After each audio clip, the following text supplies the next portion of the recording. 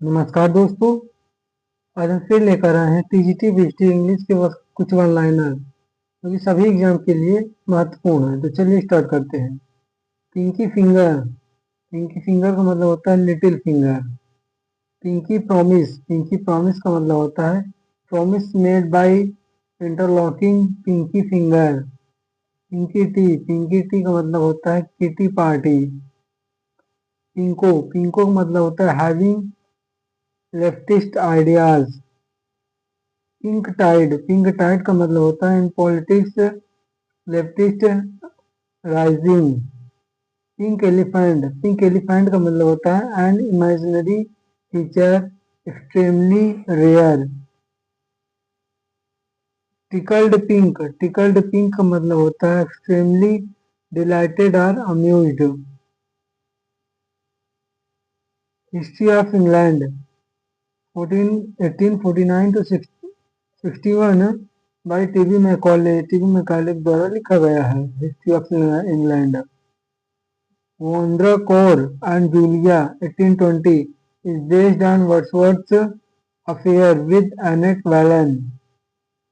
William Wordsworth and Annette Wallen 1922 में publish हुआ है बाय एमिली लिगोइस। लिगोइस का एक वर्क है William Wordsworth and Annette Velan. PV Shelley was known as eaten atheist. PV Shelley eaten atheist के नाम से जानी जाती थी। गर्टूड गर्टूड of Wyoming 1809 by Thomas Campbell. ये थॉमस कैंपबेल के द्वारा लिखा गया है। Charles lamb road on the character and genius of होगार्थ। Charles lamb के द्वारा ये लिखा गया है।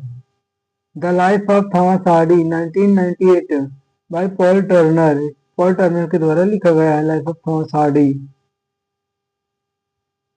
Welderism is derived from the sayings of Sam Weller, a fictional character in novels by Lamb. John Hampden commented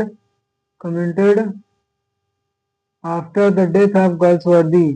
Since his death in 1933, the level of his popularity has remained remarkably content. कौन बोलता है ये? John Hampden बोलता है। John Dryden about Milton के बारे में क्या बोलते हैं? This man eats cuts us all out and the ancients too. John Dryden he Milton के बारे में बोलते हैं। आइसिंग ऑन द केक का मतलब होता है सोने पे सुहागा। O mercy to myself I cried if Lucy should be dead. Line from strange fits of passion have I known. ये किसके द्वारा लिखा गया है ये वर्क? वर्ड्सवर्थ के द्वारा। Rosalind and Helen a modern eclogue is poem by Shelley. Shelley के द्वारा पोएम है रोजलिंड एंड हेलेन। 1819 में पब्लिश होता है। In Julius Caesar conspirators do at the Senate kneel around, stab him to death, proclaim tyranny is dead। ये किसमें सारी चीजें होती हैं? जूलियस सीजर में कॉन्स्पिरेटर करते हैं ये सारी चीजें। Caesar first enter the place as in a triumphal procession. He has defeated the sons of his deceased rival Pompey. Poem The Lotus Eaters includes a choric song by Tennyson. Lotus eaters किसके द्वारा लिखा गया है? Tennyson के द्वारा। क्या include करता है? कोरिक सॉन्ग इंक्लूड करता है, मतलब इसमें कोरिक सॉन्ग आता है लोटस ईटर्स में। A very small amount very small amount को क्या कहते हैं? स्मीडन। ये इसका मतलब होता है वन वर्ड में ग्रुप ऑफ पीपल और थिंग्स। कांग्लोमेरेट, कांग्लोमेरेट का मतलब होता है ग्रुप ऑफ पीपल और थिंग्स।